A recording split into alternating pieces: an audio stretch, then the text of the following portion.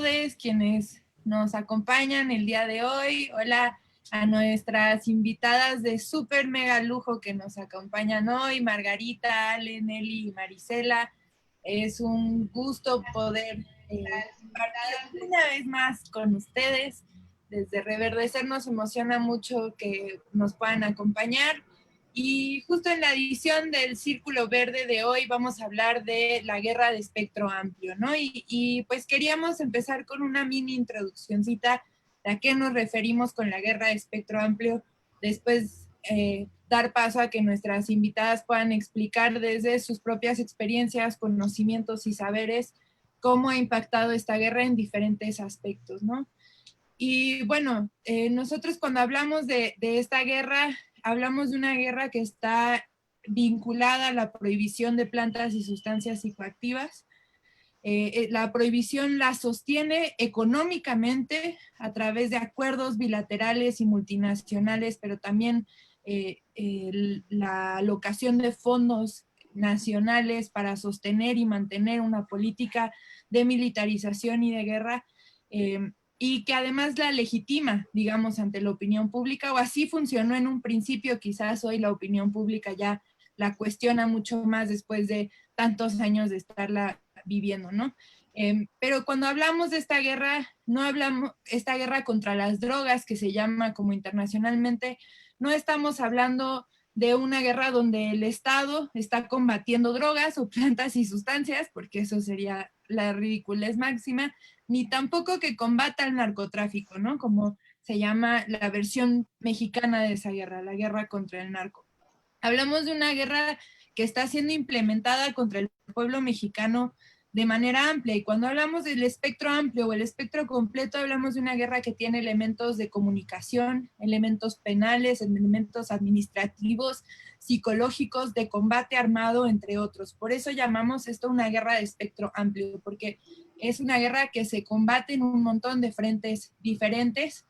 Y cuando decimos que es necesario regular para construir paz, para echar hacia atrás esta guerra, estamos hablando no de que la regulación sea una varita mágica, ¿no? Sino que es un paso necesario para la construcción de paz, porque es un paso necesario para desmontar el esquema de violencia de Estado que se perpetúa mediante la prohibición, ¿no? Una violencia que se ve en violaciones graves a derechos humanos como tortura, desaparición forzada, ejecuciones extrajudiciales, desplazamiento interno forzado, pero que se ve también en la impunidad, en la corrupción y la macrocriminalidad, como hemos hablado en espacios de regulación por la paz, en el ocultamiento de la verdad, en la negación del acceso a medicamentos para una vida digna, en la criminalización, la estigmatización y el hostigamiento policíaco de las personas usuarias y su marginación de espacios escolares, laborales y sociales, y en la criminalización y las agresiones contra la protesta y la defensa de la tierra y el territorio,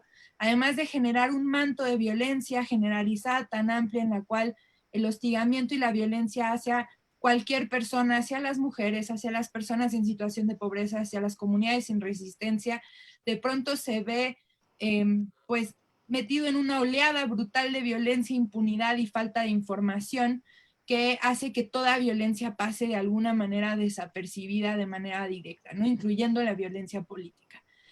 Entonces, pues el día de hoy tenemos el lujo de platicar, como les decía, estamos muy emocionadas, con Marisela, Margarita, Alejandra y Nelly, y las voy a ir presentando en la primera ronda. Van a ser 2 rondas de preguntas. Para irles dando la palabra, las voy a ir presentando. Y bueno, para esta ronda de preguntas, o más bien este círculo, queríamos empezar preguntándole a cada una y les pedimos que sea breve. Igual tendré tal vez que cortarlas un poquito ahí, un poco menos de 10 minutos por participación para que no nos pasemos del tiempo. La primera pregunta es, ¿cómo ha impactado esta guerra, ¿no? En los diferentes aspectos que ustedes trabajan, que han vivido, que han experimentado, ¿no? ¿Cuáles son los impactos de esta guerra en el espectro amplio? Para que justo la idea de invitarlas a todas es que sabemos que el espectro amplio es súper amplio y no lo alcanzamos con las experiencias nada más de quienes están aquí, pero que podamos ir armando este rompecabezas de manera conjunta, ¿no? Entonces, pues, si no tienen ninguna preferencia, al menos que alguna quiera pasar primero, puedo ir en el orden que las tengo nada más aquí anotadas en la lista, que es medio arbitrario. Y pues empezaríamos entonces con Margarita preguntando justo cómo impacta la guerra contra las drogas a pacientes que requieren acceso a cannabis medicinal.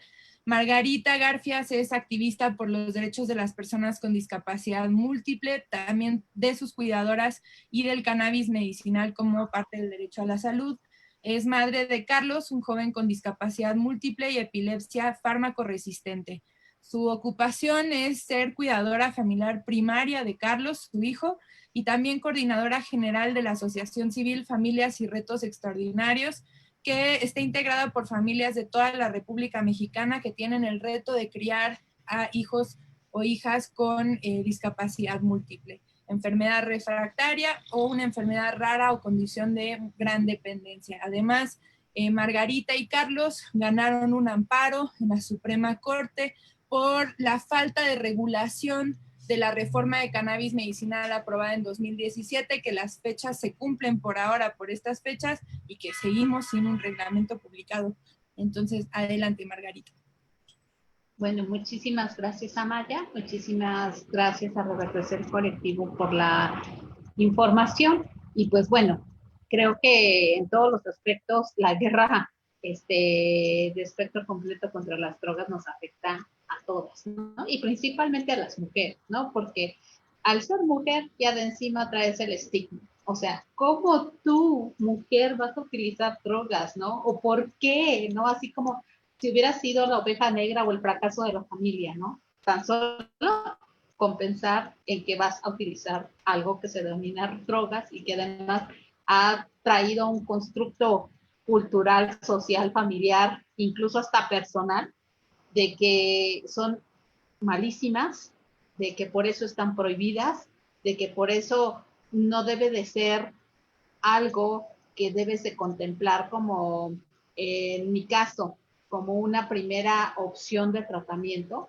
que no puede ser que tú como mujer, como madre de familia, con 2 hijos, que vayas a tomar esta decisión. ¿Por qué? Porque es algo malo, malísimo, y que no debe de estar por ninguna manera visto de buena forma que tú decidas utilizar alguna droga, ¿no? En este caso, la cannabis. Y menos para dársela a tu hijo, ¿no? Cuando tu hijo tiene una situación crónica de salud, ¿y qué vas a hacer, no? Eso es lo primero. Lo segundo, pues, desgraciadamente, toda la ignorancia de nuestro gobierno que ha permitido permear sus miedos, su ignorancia, eh, esta falta de visión de respeto a los derechos humanos y que ha dejado que permee la política pública, en los derechos humanos de usuarios, de no usuarios, de pacientes, y que por desgracia hace todavía más complicado enfrentarse a un acceso real y seguro de cualquier sustancia, ¿no? En tercer lugar, pues que también, ¿no? Ya yéndonos hacia el ámbito médico, estas sustancias que entre comillas se deberían de tener un control o fiscalización, dejando pues este espacio para la investigación precisamente de ayuda para ciertas diagnósticos, para ciertos padecimientos en beneficio de los pacientes, pues al final no se ha dado por sus miedos, por sus constructos, por su ignorancia, ¿no?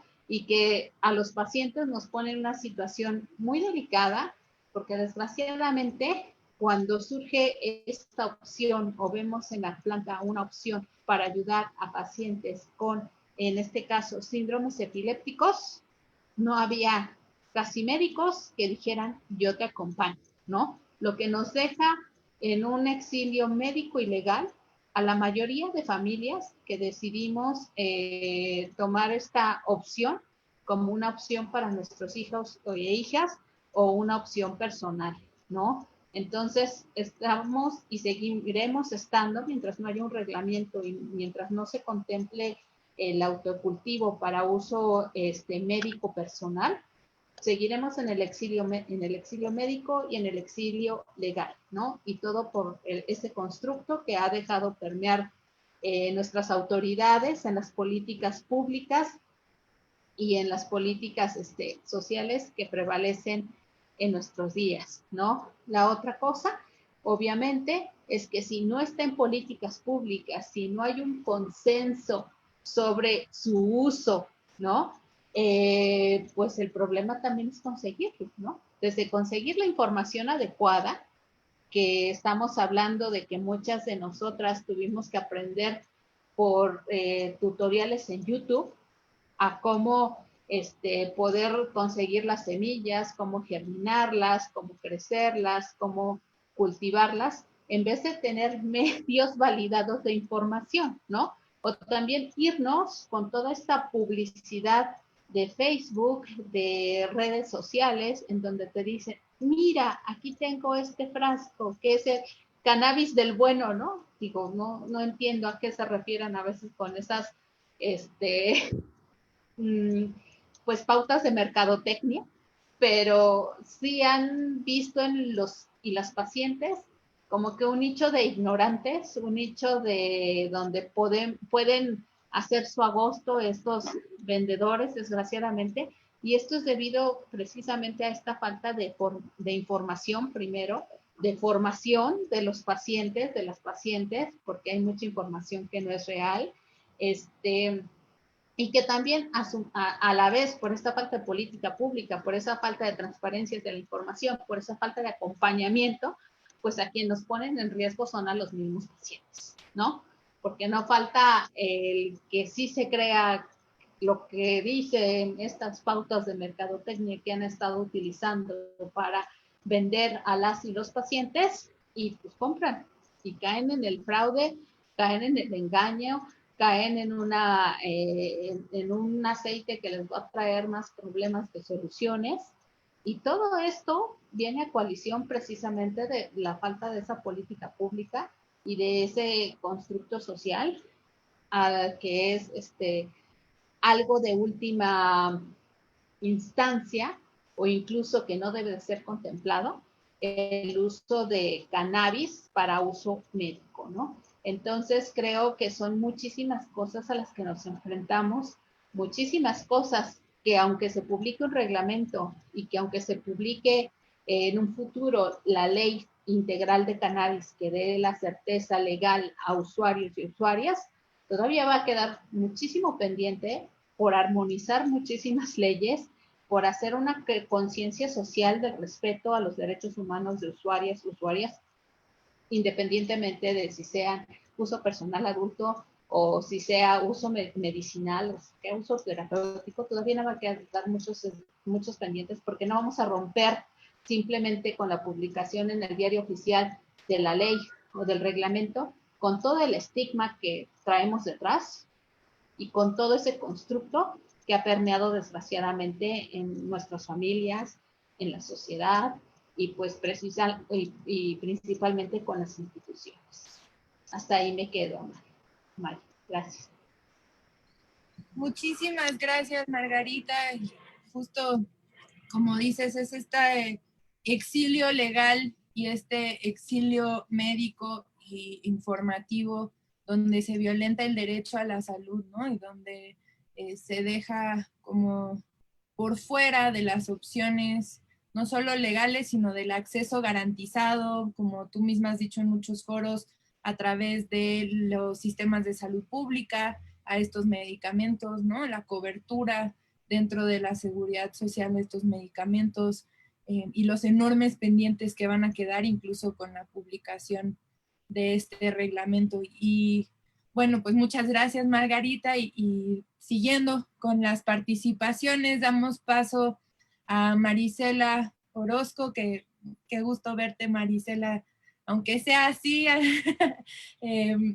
Marisela es madre de 2 jóvenes asesinados y en el marco de esta guerra contra las drogas, uno de ellos, Gerson, estuvo desaparecido durante 4 años y durante el proceso de búsqueda de su hijo Gerson y de búsqueda de justicia para su familia, Marisela ha sido fundadora de Familiares en Búsqueda María Herrera y de una red nacional de colectivos de familiares de personas desaparecidas que tiene presencia en más de 20 estados de la República a la fecha y está compuesta por más de 70 colectivos, que es la red de enlaces nacionales. Y bueno, pues sus labores de búsqueda, denuncia y organización social la han convertido en una defensora de derechos humanos en México. Entonces, muchas gracias por acompañarnos, Marisela. Y si tú también nos puedes ayudar a responder la pregunta, ¿cómo impacta la guerra contra las drogas en México? Muchas gracias. Adelante. Pues buenas tardes, primero que nada, y igual me da muchísimo gusto, aunque sea a la distancia, poderlas ver. Amaya, Margarita, tanto ahora sí que tanto tiempo sin verlas, pero pues aunque sea de lejos, pues mi corazón está con ustedes. Y pues, ¿cómo impacta para nosotros? Pues desgraciadamente, esta dichosa guerra contra las drogas, como la llama el gobierno, pues lo que ha ocasionado son miles de jóvenes desaparecidos y miles asesinados que hay en todo nuestro país. Porque, pues como sabemos, el gobierno lo único que dice es que era una guerra contra las drogas y pues ha sido pura mentira desde la época de Calderón que empezó esa guerra hacia supuestamente hacia las drogas y lo único que hacían era desaparecer y matar a nuestros hijos. Y pues que todos sabemos que no mata tanto una droga como lo que ellos están haciendo con nuestros hijos. Y que lo que pues nosotros, bueno, en el transcurso de este tiempo que he estado en esta búsqueda de mi hijo, que pues desgraciadamente pues lo encontré pues muerto, pues nos hemos dado cuenta de todas estas pues, anomalías y cosas que hace el gobierno con ese dicho que siempre utilizan, que es la guerra contra las drogas. Y pues nosotros lo que siempre ahora hemos pedido que se legalicen las drogas para que ya no haya tantos jóvenes asesinados y desaparecidos. Porque pues no nos parece bien lo que están haciendo. Porque también lo que hemos visto en mi búsqueda fue que hay muchos jóvenes en las cárceles por un cigarro y les truncan toda su vida. Jóvenes que estaban estudiando, o sea que no, bueno, como ellos siempre dicen que son personas que no hacen nada, que son vagos, y pues a mí me tocó ver que no era así, eran jóvenes normales, o sea, me refiero a estudiantes con trabajos, con una actividad normal, y nada más porque los agarraron con un cigarrillo, ya están en las cárceles. Y pues las cárceles están inundados de jóvenes o de personas que por traer un poco de marihuana están ahí. Entonces, pues no, o sea, sí nos ha impactado mucho en mi caso, en el caso de muchas mamás, pues que están en el colectivo o en distintos colectivos de toda la República, que siempre utiliza esa frase el gobierno, que es la guerra contra las drogas. No es así. No sé. Muchas gracias, Marisela. Y tan importante también de esta visión que tú alcanzas a tener a partir también de tu búsqueda de la entrada a penales, que mucha gente pues cree que a veces las cifras oficiales nos dan información sobre quién está dentro de las cárceles, pero que ustedes mismos nos han compartido cómo las historias y las personas que se encuentran en las cárceles no están registradas, ¿no? Y ustedes han podido ver de primera mano en la búsqueda de Gerson a muchas de estas personas, conocerlas, conocer sus historias y los impactos también que tiene esta política en esas personas, además del enorme impacto en tu familia, y siempre te agradecemos mucho por estar y compartir tu testimonio y todo el trabajo que has realizado. Y bueno, vamos a seguir adelante. Seguimos con Nelly. Nelly Torres tiene 30 años, es feminista, consumidora de cannabis habitual desde hace 7 años. Es mamá canábica, trabaja de manera independiente, es amante de los gatos, artista autodidacta y además es integrante de la red Mujeres Forjando Porros, Forjando Luchas, una red de mujeres canábicas por nuestros derechos, una red feminista de mujeres canábicas feministas. Entonces, Nelly, muchísimas gracias por acompañarnos y abro a ti la pregunta, entonces, ¿cómo nos impacta esta guerra de espectro amplio? Hola, buenas tardes, muchas gracias a todas y gracias por la invitación. Agradeciendo principalmente eso, y pues nos impacta de muchas maneras con el prohibicionismo. Ya lo dijeron al principio, el hecho de ser mujer ya es difícil, el hecho de ser mujer feminista es más difícil, y el hecho de ser mujer feminista consumidora de cannabis es aún más difícil, estigmatizante y criminalizado. Lo he vivido así desde hace 7 años. Llegué a consumir antes, mucho más pequeña, pero por azares del destino no me agradaba. Yo creo que precisamente por eso, por la falta de información, por el hecho de verlo desde que crecí como una droga. Vivo en un barrio pesado al norte de la Ciudad de México, donde esta guerra principalmente ha afectado aquí bastante por el hecho de estarse buscando las guerras de pandillas, pues sí, queriéndose quitar los puntos de venta de droga, que hay puntos de venta de droga muy pesados en donde vivo. Y uno de los más sonados, en junio hubo una balacera brutal, así brutal, por las peleas de los puntos de venta, que realmente quedaron de la misma manera. Ahorita tenemos que estar resguardados, como que algo así que con toque de queda, porque justo llega la hora donde no se puede salir, donde está horrible, donde los niños aquí crecen con eso, crecen con el yo cuando sea grande quiero vender ahí, yo cuando sea grande quiero estar con ellos, yo para qué voy a la escuela. Eso en ese sentido, en el sentido de ser mamá también ha pesado bastante la persecución personal cuando alguien se entera que consumo, es difícil, ya por ser mamá. Y después ya difícil por el hecho de ser mujer, ya después por el hecho de ser mamá es de, eres una mala madre, tu hijo no va a estar bien. He tenido muchas veces algún problema con eso, con el hecho de ser consumidora con un niño de 9 años, yo siendo una mujer joven. Las mujeres no consumen, las mujeres no usan drogas, las mujeres no, calladitas nos vemos más bonitas, lo he escuchado bastantes veces. La falta de información de entender que mi consumir o el ser consumidora no me hace menos capaz. Apenas tuvimos algún tema con eso, de maternidades canábicas, del hecho de que demeritan nuestro trabajo, nuestra labor y nuestro derecho de recreación, nuestro derecho de tener un libre desarrollo. Ahorita también nos afectó bastante con lo de los binomios en el metro, que fue también algo impactante, la persecución de los consumidores y consumidoras por el hecho de la aportación.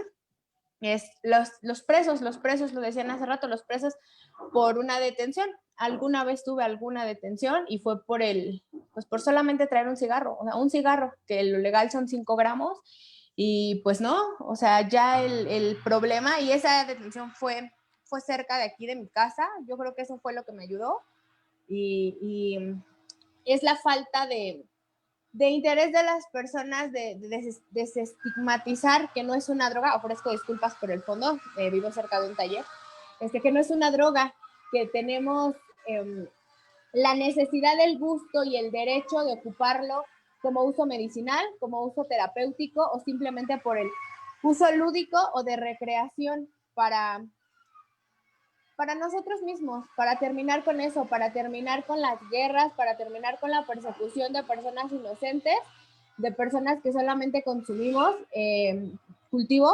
O sea, también eso, el hecho de que alguien entre a mi casa y vea en el jardín mis 2 mini plantas, y el decir, híjole, ¿sí sabes que estás haciendo algo ilegal?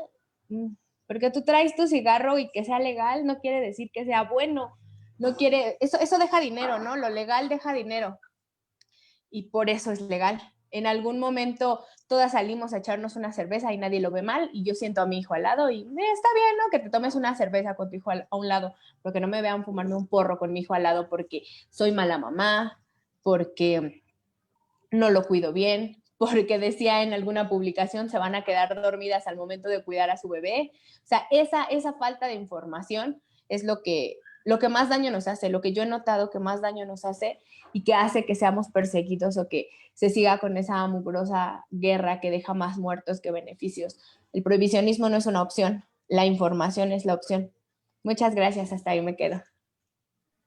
Muchísimas gracias, Nelly. Tocas además varios puntos súper importantes que además se acercan de nuevo a lo que había planteado Margarita a un principio, el estigma como mujeres usuarias, pero también como madres, tanto quienes cultivan y procuran o acceden a la cannabis para sus hijos con fines medicinales, como quienes lo hacen para fines propios, ya sea medicinales, de recreación, de lo que sea, pero el placer en las mujeres está al parecer prohibido, y más cuando eres madre, que ya no te debes a ti, encima te debes a otra persona, ¿no? Y entonces son cancelados nuestros derechos. Y esto que decías, no solo es a la recreación, la Suprema Corte ya reconoció el derecho al libre desarrollo de la personalidad. Hola. Y ese es un derecho que las mujeres y las mujeres madres también tenemos que tener derecho a acceder a él, ¿no? Y bueno, pues muchísimas gracias, Nelly. Pasamos a nuestra última participante para esta primera ronda, que es Alejandra Leiva.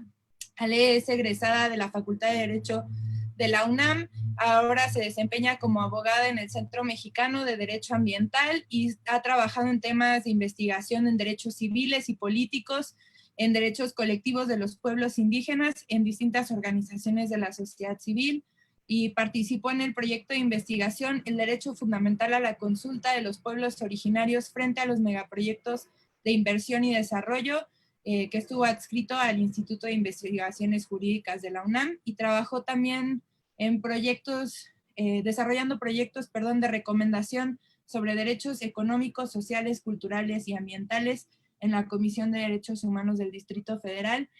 Muchísimas gracias, Ale, y desde tu experiencia, cuéntanos, por favor, cómo ha impactado la guerra contra las drogas. Hola, Amaya, muchas gracias y muchas gracias a la invitación a Reverdecer y también compartir esta conversación con todas aquí presentes. Pues yo desde la experiencia, desde lo que he trabajado ampliamente sobre todos los conflictos territoriales aquí en México, a mí me parece que la guerra contra las drogas y el prohibicionismo se ha enmarcado en una conflictividad bastante amplia, y por eso también celebro estos diálogos donde podamos tener esa mirada amplia de dónde se está insertando la guerra contra las drogas. Y esta guerra también se está centrando en países con mucha megadiversidad como es México, que es uno de los 12 países más megadiversos en el mundo, y que justo estos países megadiversos también coinciden con altos índices de violencia contra personas y pueblos que defienden sus territorios, ¿no?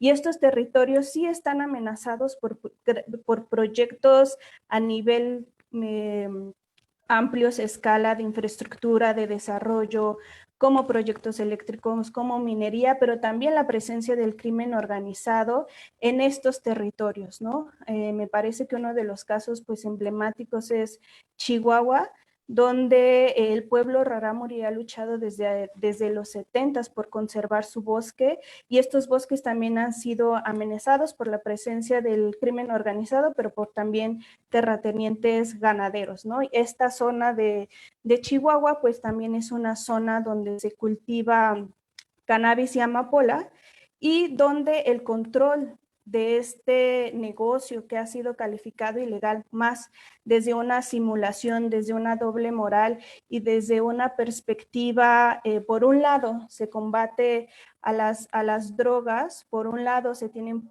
políticas de prohibicionismo, pero por otro lado hay una aceptación del gobierno local de Chihuahua y del gobierno federal de que saben que hay presencia del crimen organizado, y que más allá de combatir esa presencia y esa violencia que se está ocasionando, pues también se permite que pues se asesinen a líderes sociales, a familias enteras, como la familia de Julián Carrillo, a quienes asesinaron prácticamente a 6 de sus familiares en los últimos años y que aparte han estado protegidos por el Mecanismo Federal de Protección, sin atender la cuestión de fondo, ¿no? Que al final la cuestión de fondo son territorios que se están disputando por una diversidad de intereses, pero donde no se pone en el centro el bienestar de las personas ni el bienestar de las colectividades. Y la gente se queda pues en medio de esta guerra en un fuego cruzado, ¿no? Y donde no hay una respuesta estatal contundente a resolver estos problemas de fondo, a garantizar derechos, a garantizar libertades, y más bien estamos en un contexto de simulación donde actualmente pues México tiene más de 500 conflictos socioambientales, ¿no? Y así también como usuarios y personas se ven afectados en sus derechos a la libertad, pues hay muchos pueblos y hay muchas personas que también se quedan y son desplazados de sus territorios para ser controlados por el crimen organizado, para ser controlados también por el gobierno, para ser militarizados y también para defender una visión del desarrollo que es más hacia una economía global mundial que atienda realmente al bienestar de la sociedad, ¿no? Y esto efectivamente ha ocasionado múltiples impactos en muchísimas esferas, tanto individual como familiares, ¿no? A las personas que han defendido la tierra, el territorio, el medio ambiente, pues muchas de sus familias han sido asesinadas, han sido desplazadas, y hay muchas comunidades donde el primer frente de batalla pues están las mujeres, ¿no? Y las mujeres, por ser históricamente pues las personas que asumimos el cuidado y también pues mujeres indígenas, mujeres campesinas, mujeres afrodescendientes, donde se quedan en esta primera línea de batalla y donde pues los impactos de la violencia más la violencia de género pues quedan bastante afectadas en muchos aspectos de su vida y también criminalizadas por esto, ¿no? Me parece que la criminalización y la estigmatización cruza por muchos sectores de la población que efectivamente son quienes defienden sus derechos en un contexto tan violento como en el cual se encuentra México actualmente.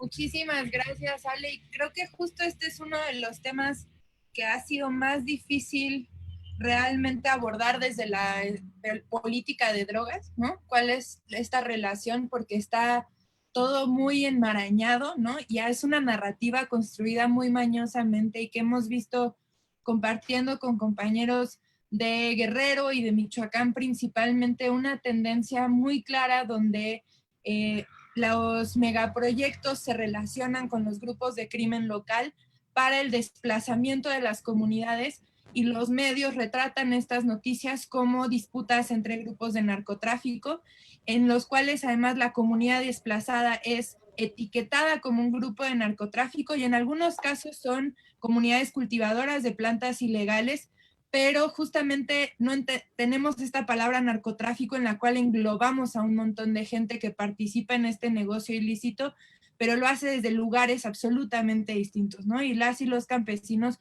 no forman parte ni de las cúpulas de poder, ni de la concentración de recursos, es más, ni siquiera de la estructura del grupo criminal. Muchas veces simplemente cultivan y le venden su producto normalmente a muy bajos precios, ¿no? Entonces, cómo esta narrativa ha sido muy exitosa para ocultar las agresiones contra las comunidades que están resistiendo contra los megaproyectos, y donde sí vemos una alianza entre los intereses legales y los intereses ilegales, ¿no? Y los mercados ilegales. Y que gracias, Ale, por estar, porque tenemos que entrar más a este tema que es súper complejo y difícil de desenmascarar, ¿no? Como... En ese sentido, si puedo nada más abonar, la última cifra que salió de los desplazamientos internos masivos en México es de más de 346,000 personas. Entonces, la verdad es que es un fenómeno que necesita como mucha atención. Esa es solo la cifra de los desplazamientos masivos, de estos que tienen las características de las que hablaba Ale, ¿no? De las comunidades que resisten y que finalmente por la violencia son obligadas a abandonar. Es una una política de despojo, básicamente, esta política de drogas frente a esas comunidades. Pero también tenemos todos estos desplazamientos que se dan, pues, como dicen, gota a gota, ¿no? Estas personas o grupos de personas que individualmente salen de sus casas y que finalmente los impactos que estas personas han tenido, no solo durante el desplazamiento, sino durante todo el ciclo de desplazamiento, no solo cuando salen, sino cuando están intentando refugiarse y también cuando están intentando reasentarse, ¿no? En las comunidades, justo sumándole todo este estigma que ya tienen por ser personas desplazadas, que tienen vulnerabilidad al no llevar documentos, al no llevar, pues básicamente nada. Las personas salen con lo que traen puesto. Entonces creo que es un fenómeno al que hay que darle mucha atención también y pues bueno, gracias. Bueno, y para quienes no la conocen, ella es Montserrat Castillo, también de Reverdecer Colectivo, que nos acompaña también, y nos acompaña también Montserrat Angulo, que siempre le gusta estar en el detrás de cámaras y no aparecer, pero que está haciendo toda la labor técnica para que podamos estar transmitiendo en vivo. Entonces, bueno, cualquiera de las dos también participará en la conversación, y si tienen preguntas o comentarios que quieran hacer a través del Facebook, los retomaremos hacia el final de esta sesión. Y pues siguiendo hacia la segunda ronda, que es un poco preguntarnos, bueno, ¿y qué hacemos? ¿No? Frente a todo esto, ¿qué es lo que tenemos que hacer?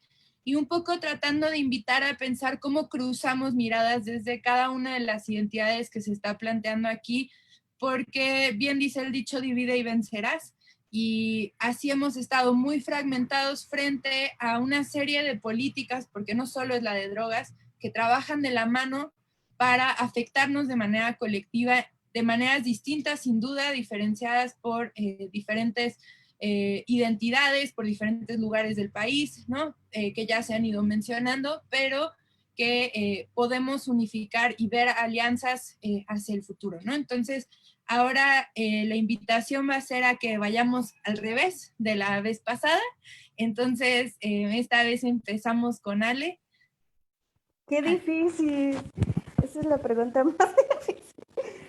Y es justo muy difícil porque me parece que sí hemos tenido una mirada bastante fragmentada, ¿no? Al mirar el problema la hemos tenido muy fragmentada. Y eso ha dificultado un poco leer la realidad, ¿no? Y es como tú ya lo mencionabas, ¿no, Amaya? Y también las desigualdades y las interseccionalidades en los territorios, ¿no? Al final, en los territorios, tanto en las zonas rurales como urbanas, hay muchísima desigualdad y eso impacta incluso nuestra experiencia y acercamiento hacia las drogas y la violencia a las que somos parte y la manera en que podemos o no ser estigmatizados, ¿no? Y en ese sentido, en los conflictos territoriales también hay una narrativa bastante instaurada, ¿no?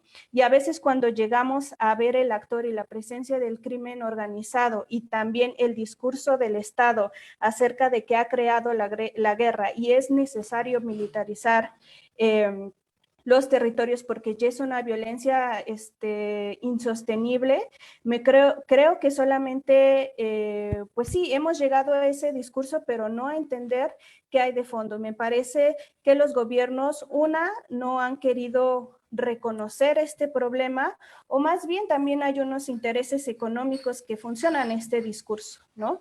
Me parece que también el prohibicionismo se basa en intereses económicos que llevan históricamente aquí, y también la disputa de los territorios pues tiene intereses económicos. El crimen organizado que se ha creado en el discurso como el enemigo, pues no nos dice nada, ¿no? Es todo y nada.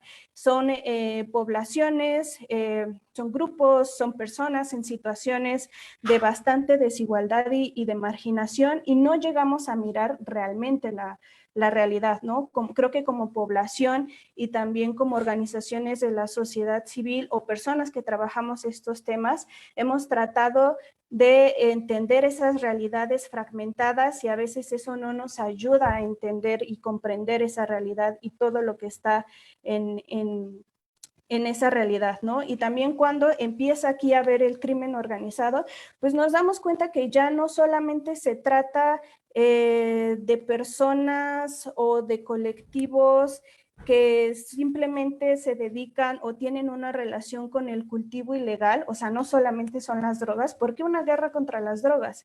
Sí, también vemos ciertos grupos que están en esos territorios y que incluso esa militarización también sirve para proteger mineras, para desplazar pueblos de que ya no luchen contra la minería o con otro tipo de monocultivos que están teniendo ciertos impactos sociales y ambientales bastante fuertes, o que incluso esas actividades también están relacionadas con el tráfico de la biodiversidad, y donde el tráfico de la biodiversidad se cruza con el tráfico de drogas, pero también con la explotación de los territorios con este tipo de megaproyectos. Y entonces vemos cómo esa realidad se va complejizando, y la verdad, proponer términos en soluciones de políticas públicas sin entender y segmentar esto de decir, bueno, esto lo atiende medio ambiente, esto lo atiende solo Sedena, pues estamos dando soluciones que no, y medidas que no van a ser eficaces, y como lo hemos visto, los conflictos territoriales, hay conflictos que llevan más de 10, 20 años y la violencia sigue escalando y no hay una construcción de fondo que realmente desinstale, una, esos discursos, y dos, medidas que sabemos de entrada que no son efectivas y al contrario generan mucho más violencia contra actores que ya están estigmatizados, que al final son los que están en una situación de mayor desventaja. Bueno, que es más una reflexión que una solución, pero de ahí se empieza para llegar a las soluciones, justo en estos diálogos, y como tú decías, es la pregunta del millón, entonces está difícil también ser la primera en intentar responderla en este espacio, y que si tuviéramos la respuesta no estaríamos a lo mejor teniendo este conversatorio, sino que ya estaríamos intentando implementar algo, pero bueno, siguiendo con las participaciones, Nelly, ¿tú cómo ves? ¿Qué podemos hacer? ¿Hacia dónde tenemos que dirigir miradas, conversaciones, diálogos, acciones para cambiar esto? Claro, Amaya. Yo creo que es la información clara, sin criminalización, sin juzgar, sin persecución. Información, a nosotros nos ha funcionado en la red, en los conversatorios, a mí en lo personal, el informar, el compartir lo poco que sé y lo mucho que me gusta aprender y lo mucho que me gusta investigar para que se tenga una idea clara. Obviamente, y en una utopía perfecta, sería una política de drogas justa, sin criminalización, sin persecución, y no solamente con legalización, porque, pues, digo, en la parte que vivo, en la parte que me toca esta experiencia, o sea, el platicar con las personas, en muchas ocasiones el soltar talleres, el contestar las preguntas. A mí como madre me toca contestar muchas preguntas diarias y muchas preguntas de mi hijo son preguntas acerca de las drogas, acerca de la marihuana, acerca de los hongos, que muchas veces no las tengo las respuestas, pero se las doy, las buscamos entre los dos, y yo creo que eso es lo que nos viene ayudando como sociedad, con mi familia, por ejemplo, con mi familia, el impacto de saber que soy una consumidora y que realmente tengo 30 años, soy autosuficiente, solvente con mi familia, soy coherente, soy útil, soy una persona normal, simplemente que consume cannabis, que no consume tabaco, pero consume cannabis, y que somos exactamente igual. Es lo que más me ha funcionado, es lo único que tengo en mis manos es eso, la información, el poder brindar lo poco que sepa, lo mucho que quiero conocer, y que a veces nos toca entre todos, pues buscar. Empezamos esta búsqueda de información, empezó con lo medicinal para algún problema que tiene mi hijo con sus piernas. Tuve gran apoyo empecé con Jaciel de Club Canábico Xochipilli. Él fue la primera persona a la que pude acudir, como que la más fácil a cual encontré. Él me ayudó bastante, él fue, podría decirse, mi mentor en cuanto a conocer que no solamente se podía fumar, y que ahora yo puedo decirle a la vecina, no, pues es que mire, si usted puede conseguir CBD, va a poder dormir bien y ayudarle un poquito, pero como lo mencionaban hace rato, ahí viene lo bueno. ¿Dónde lo consigo?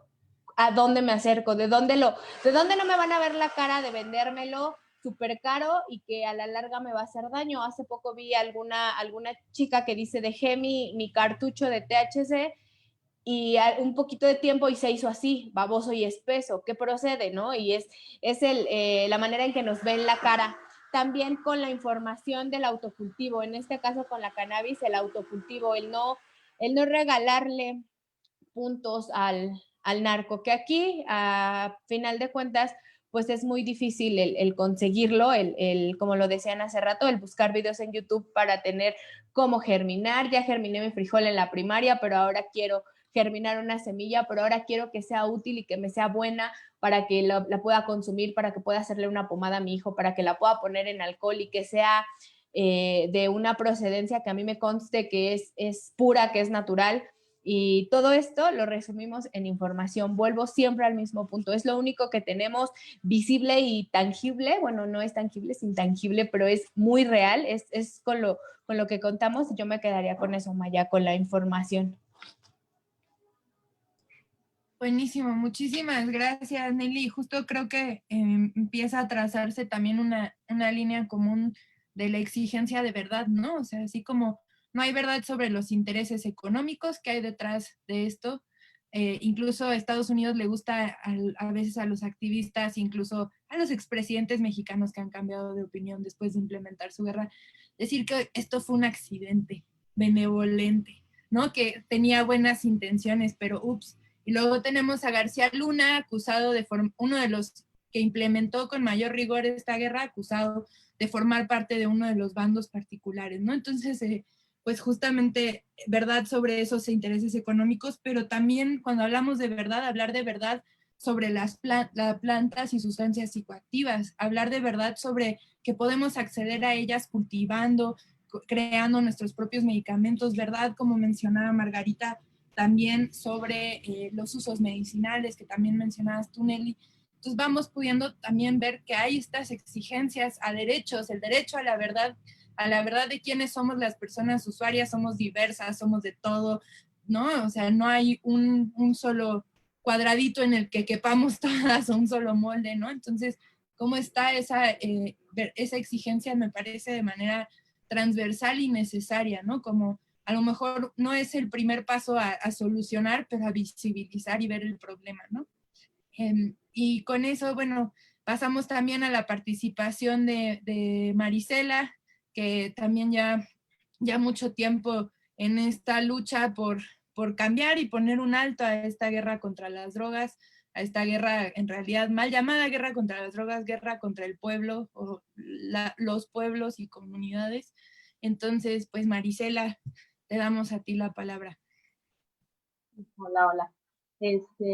Pues ya hace ratito sin querer lo mencioné, que pues yo una de las cosas que luchamos juntas, digo, porque estaba yo ya con ustedes, era pues la legalización, digo, por primer punto, igual como dijo Nelly, pues es algo que es, diríamos que es una de las cositas, ¿no? Pero más que nada, o también la información, porque pues cuántas veces hemos visto jóvenes que han muerto por no tener una buena información de las drogas o que se ponen mal y no pueden ir a un hospital porque saben que luego van a ser detenidos.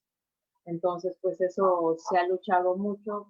Pues sabes que he tenido la oportunidad de estar con mamás de Canadá que pues están a favor de la legalización de las drogas porque han perdido a sus hijos por no tener una información, que se dieron un pasón, o sea, que no tienen la información de cuánto pueden consumir y de qué es lo que pueden consumir, o que, igual como comentó la compañera, que te venden una cosa por otra, como es la cocaína, que luego le meten, te han dicho que es raticida, que no saben si por eso es que no, que, bueno, a las mamás así comentaban, ¿no? Que no sabían si era la cantidad o la porquería que les habían vendido. Entonces, pues más que nada que haya una buena información, pero pues yo creo que sí se necesita, pues muy importante, la legalización para que se pueda checar bien qué es lo que realmente te están vendiendo. y no que sea otra cosa, que sea un veneno. Otra de las cosas que pues luego llega a suceder, que si un joven llega a ir a comprar, un joven o cualquiera, ¿no? Como se está comentando, una mujer, una señora, cualquier individuo, llega a ir a comprar y por no estar legalizadas, pues llegas a estar en un momento mal, que llega a haber una balacera, que llegan a haber muchas cosas y pueden perder hasta la vida por exponerte a una situación que no debería de ser.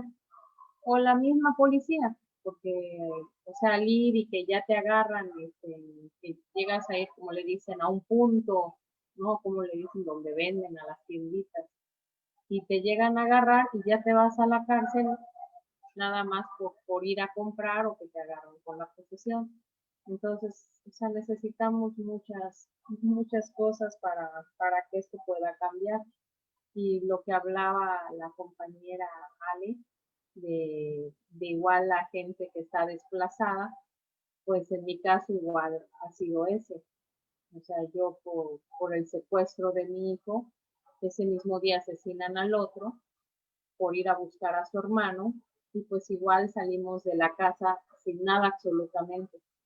Y todo igual por lo mismo, por la dichosa guerra contra las drogas, porque como mis hijos eran jóvenes, el que me secuestraron tenía 19 años, el que me asesinan por ir a buscar a su hermano tenía 15, enseguida la policía lo primero que dijo era que estaban metidos seguro que en drogas.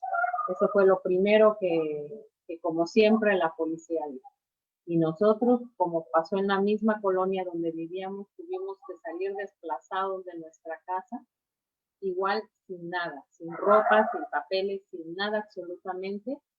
Y ahorita la fecha, desgraciadamente por eso no estoy cerca de Aida Maya, siguiendo luchando por la legalización, que este gobierno nos engañó, porque pues tuvimos muchas pláticas con ellos antes y nos prometieron otras cosas, y por lo que veo en este año que he estado lejos, que ha sido puro rollo de este gobierno, porque pues no se ha logrado hacer nada.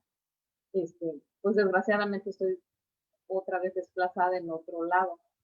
Entonces, pues no, tenemos que ver la forma de cómo seguir luchando, cada quien en nuestras trincheras, que pues veo que somos diferentes, de diferentes lados estamos, pero pues todas luchando, y pues creo que es la unión también una de las cosas que nos va a ayudar a ver la forma de cómo, pero pues insisto que creo que primero es la legalización para poder seguir dando más pasitos. Pero pues información y hospitales, y que pueda haber más atención a todos los consumidores que lo puedan requerir. Gracias.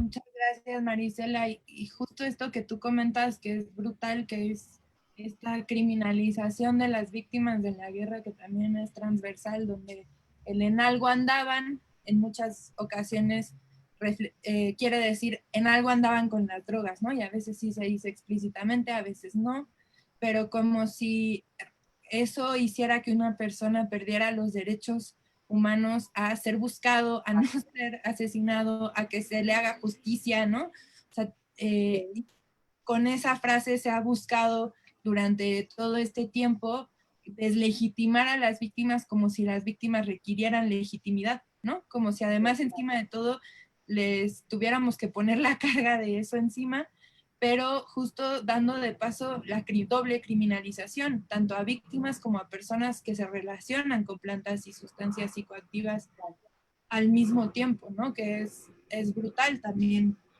esa doble criminalización. Y esto que también tú dices de cómo nos engañó el gobierno y cómo había conversaciones antes de que tomaran posesión con varios actores que parecían muy prometedoras, y que además hay que recalcar, está en el Plan Nacional de Desarrollo, que la prohibición no funciona y hay que transitar hacia la regulación. Esto está ahí puesto, es un pendiente del Plan Nacional de Desarrollo, ya no es la opinión de un funcionario o funcionaria pública, es algo que está estipulado en el plan de acción y ejecución de este gobierno y que sigue pendiente y que vamos a seguir exigiendo que se cumpla, además de estar pendiente por la resolución de la Suprema Corte que mandata a las dos cámaras legislativas a regular sobre cannabis sobre el acceso y el derecho al libre desarrollo de la personalidad, ¿no? Entonces hay enormes pendientes que ya no tienen que ver con qué opina el presidente o cualquier otro, ¿no? Que siguen ahí. Y con eso también pasamos hacia Margarita, que tiene una gran trayectoria también en justo impulsar los siguientes pasos para ir dejando atrás esta prohibición. Entonces, Margarita, ¿tú cómo ves hacia dónde tenemos que transitar para poner un fin a esto? Ay, Amaya, yo a veces, de veras, no sé si sea la única, que a veces se siente que ya está ante una postura del gobierno, del Estado, de necropolítica, ¿no? Donde unas vidas importan más que otras, donde si eres usuario, no mereces la pena vivir y el gobierno ni te va a buscar, ni te va a escuchar, ni te va a hacer caso. Si eres paciente que necesitas ya como último recurso, como se está dando la oportunidad a la cannabis, porque ya estás en las últimas, o ya es ahora sí que la última oportunidad, al menos de morir sin dolor, tampoco te importas, ¿no? O sea, eres un cero a la izquierda. Entonces yo a veces en este último año que ha estado la 4T al frente del gobierno, así he sentido que estoy en un ambiente en donde ya impera la necropolítica y que a final de cuentas el gobierno decide quién vive y quién muere, a quién le importa que esté siendo resguardado de sus derechos y quiénes somos un cero a la izquierda. Entonces, yo a veces así me siento y por desgracia creo que la legalización, tanto la integral como la de uso medicinal, se ha llevado pues a buen puerto o entre comillas ha ido avanzando, pero no por la decisión política, no por el querer hacer las cosas bien, no por el reconocimiento de los derechos humanos, sino han sido abogados como Andrés Aguinaco, como Luisa Conesa, como SMART y todo este equipo igual de abogados, México Unido contra la Delincuencia, que han obligado a dar estos pasos al Estado. Y que todavía, a pesar de que ya están obligados, ya están ahora sí que con fechas pactadas y establecidas por la Suprema Corte de Justicia de la Nación, aún así siguen siendo omisos. Siguen mirando a otros lados, menos a las personas. Siguen omitiendo y siguen sin reconocer que todos los ciudadanos y las ciudadanas en el país tenemos derechos humanos y tenemos tanto derecho a no ser criminalizados, a respetar el derecho al libre desarrollo de la personalidad, al reconocimiento al más alto nivel de salud posible, y la lista podría ser larguísima.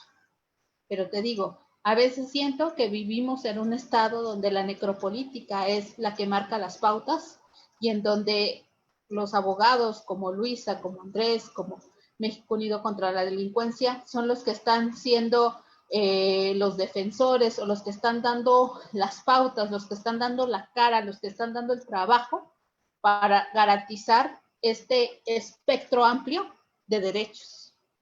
Entonces, hasta allí me quedo porque la verdad siento que aunque se dé esta publicación o este reconocimiento a nivel federal al publicar en el Diario Oficial de la Federación el reglamento, al publicar la ley integral de cannabis, todavía va a haber mucho camino por recorrer, porque en este estado donde vivimos, que es, te digo, que yo ya me siento en un estado donde predomina la necropolítica, otra vez nos va a llevar a juzgados, nos va a llevar a que personas sigan poniendo el dedo en la llaga y no dejen el acompañamiento jurídico para seguir avanzando a marchas forzadas ante este estado omiso.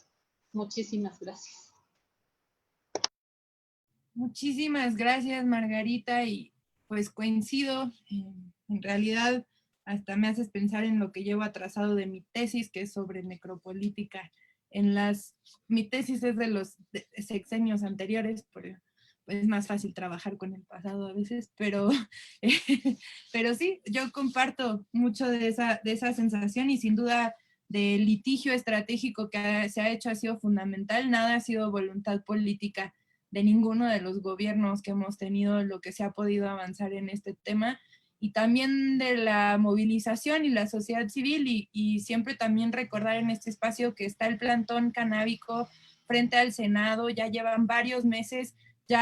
Hoy vi una nota que decía una jungla canábica afuera del Senado, porque las plantas que han ido sembrando han crecido muchísimo. El plantón necesita siempre de apoyo, y siguiendo las redes del movimiento canábico mexicano podemos apoyar también a que el plantón se sostenga y continúe trabajando. Han llenado en más de una ocasión el Senado de la República de olor a marihuana para que se desespanten las y los legisladores y vean que no les pasa nada.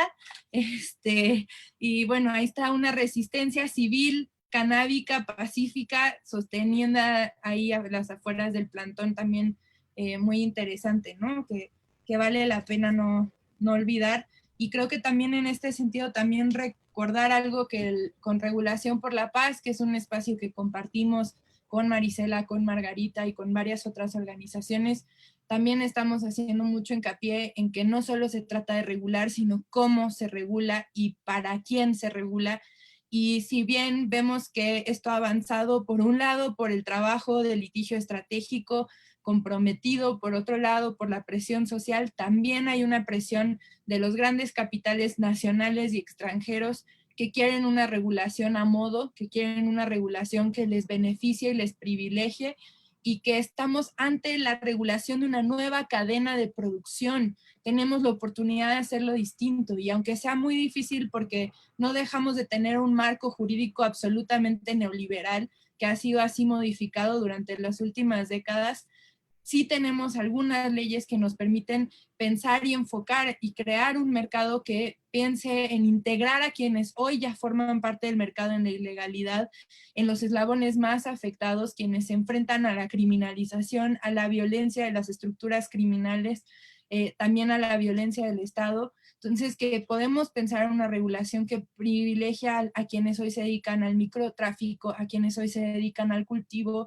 para que tengan una alternativa legal que además les abre el espectro a la garantía de derechos, porque los lugares, por ejemplo, donde se cultiva amapola y cannabis, hay veces que el Estado ha renunciado no solo a no estigmatizar y no hostigar a estas comunidades, sino que tampoco llevan maestros, no llevan clínicas de salud, no llevan otros servicios, no les protegen cuando sus derechos son violentados. Entonces, ha habido un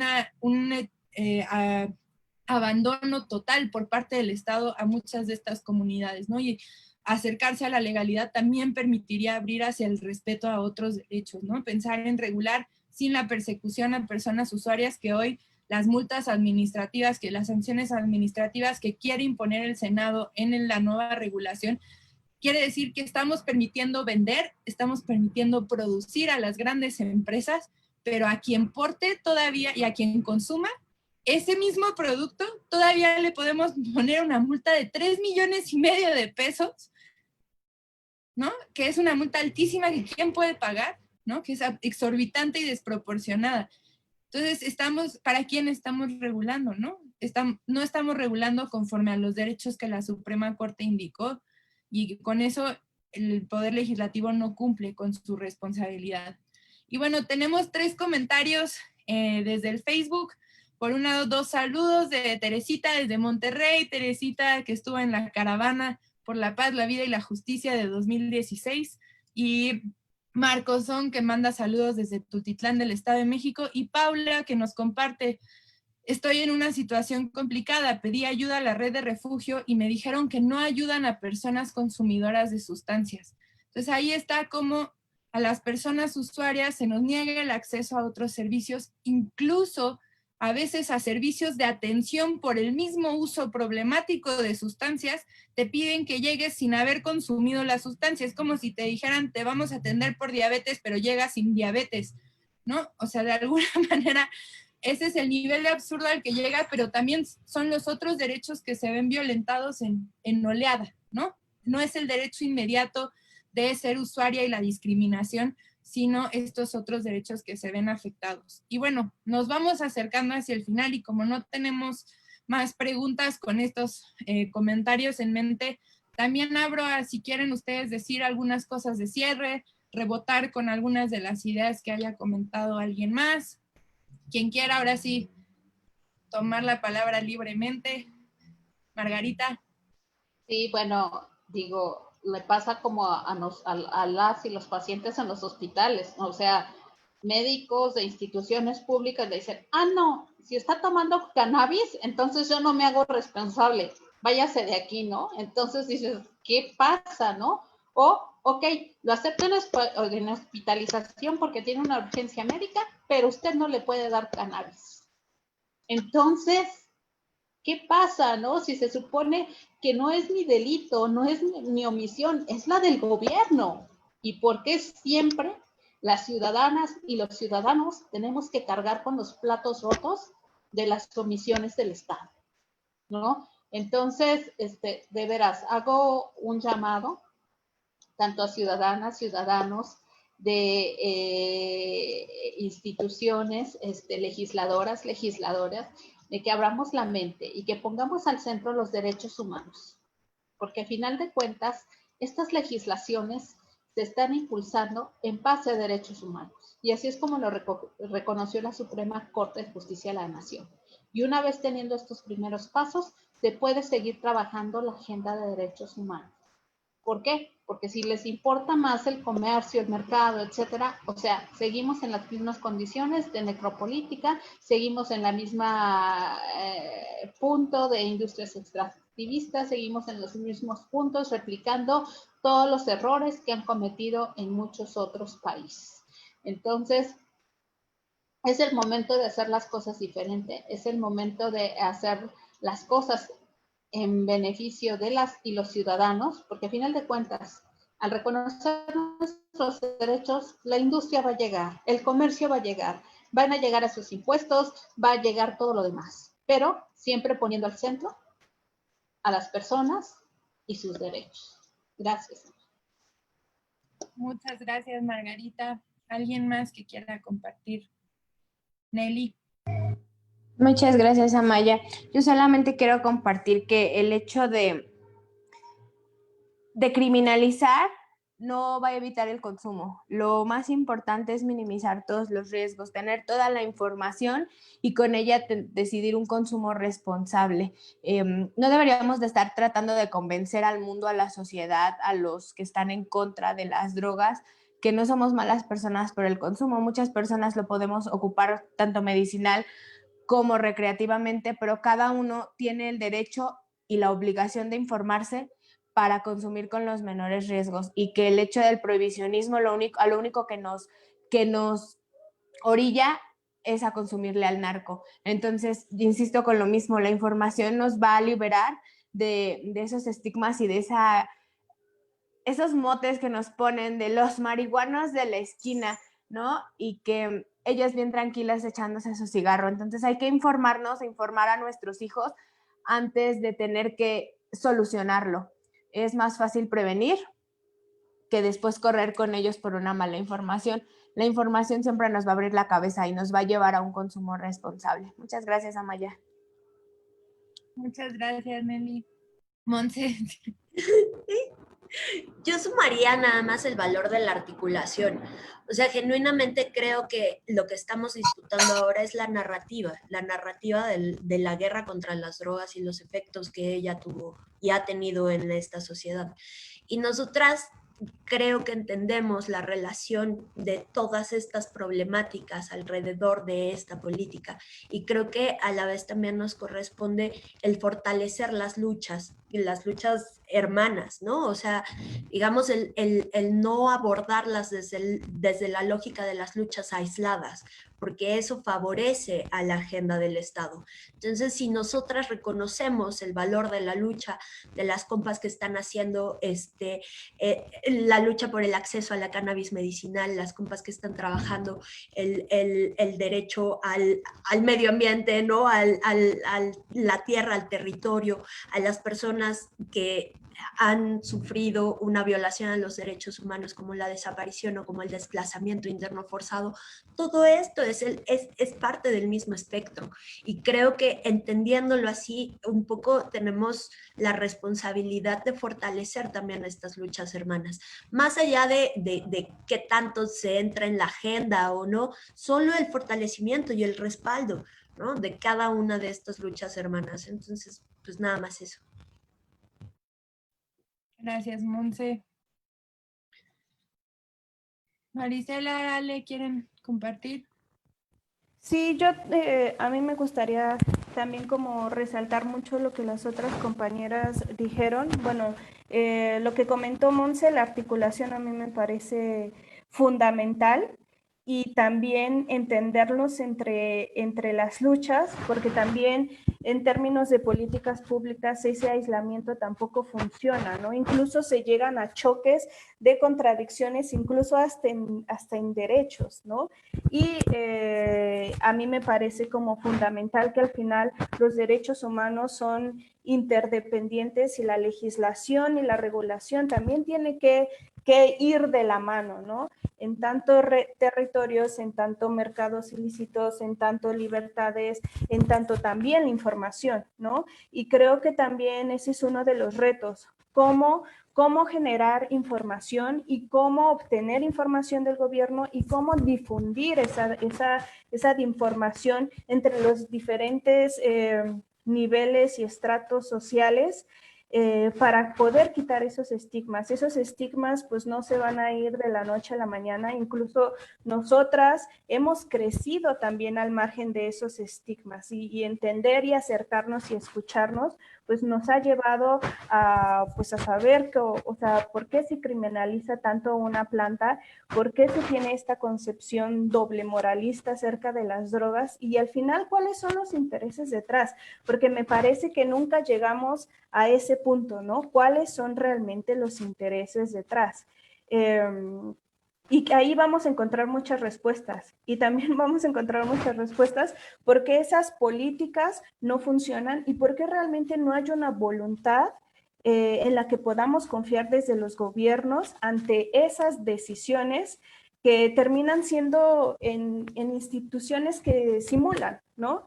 Ni las personas que son usuarias tienen la libertad, ni las personas que tienen un uso problemático tienen un enfoque y realmente una atención por su salud, y las personas que son desplazadas pues se quedan en el limbo social, y me parece que hay que ser empáticos y mirar también ese tipo de relaciones, ¿no? Pues yo simplemente me quedo con más reflexiones y preguntas que respuestas. Marisela, tú también querías comentar algo, abriste el micrófono.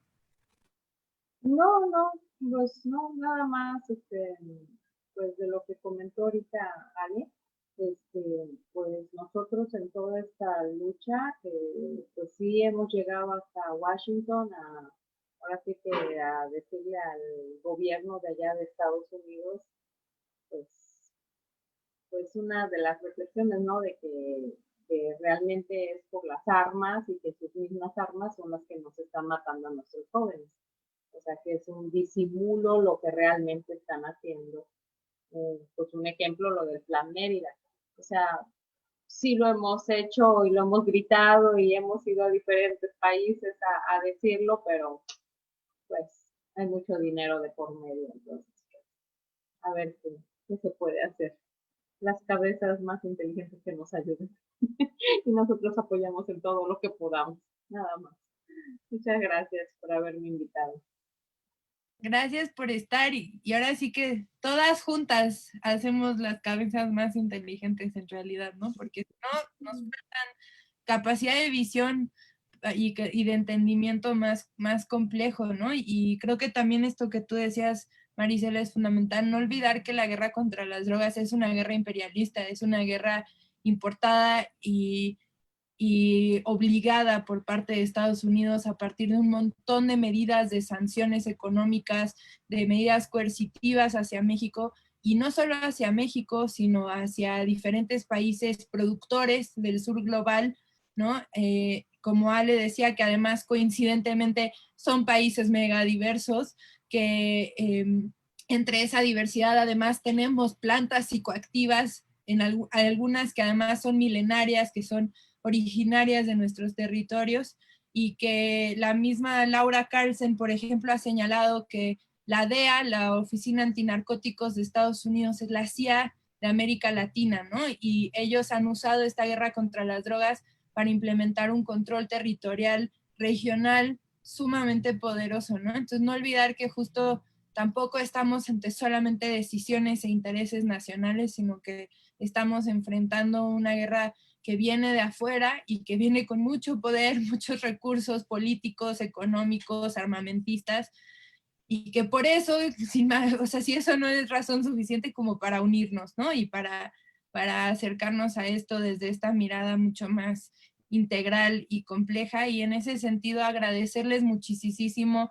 Ha sido un lujo también señalar que sí podemos tener paneles llenos de mujeres, que los paneles de puros hombres donde dicen es que no haya mujeres, falso. Es más, podemos hacer paneles sin hombres y hablar de estos temas a total profundidad, con muchísimo interés, y agradecerles porque ha sido un honor, y que el diálogo continúe, que esta no sea el fin de la conversación, sino el inicio o el reinicio o reavivamiento de conversaciones que ya habían previamente. Y mandarles un abrazo muy grande, agradecer a todos que nos han escuchado. También nos mandaron ahora hace unos minutos saludos desde Cocula, Guerrero, saludos de regreso a quienes nos estuvieron escuchando, y pues muy buena tarde, buenas noches, hasta luego. Bye.